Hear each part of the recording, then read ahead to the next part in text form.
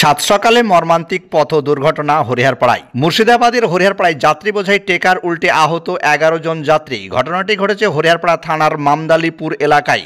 স্থানীয়দের দাবি, দ্রুত গতিতে যাওয়ায় নিয়ন্ত্রণ হারিয়ে রাস্তার মাঝে উল্টে যায় ওই ট্রেকার।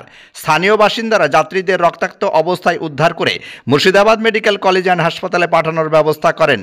বেশ কয়েকজনের অবস্থা আশঙ্কাজনক বলে সূত্রের খবর।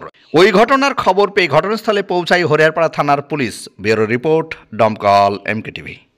আপনার স্বপ্নের বাড়িতে টাইলস, মার্বেল ও গ্রানাইট পাথর বসাতে চান, আপনার বাড়িকে রাজবাড়ি বানাতে চান, তাহলে আজই আসুন অঞ্জলি হার্ডওয়্যারে। ঠিকানা হরিহরপাড়া পার হাউসের নিকট। মোবাইল নাম্বার 9800968896 অথবা 9002359393।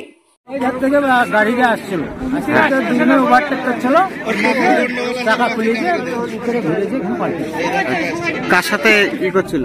ওই দুটোই টাকা।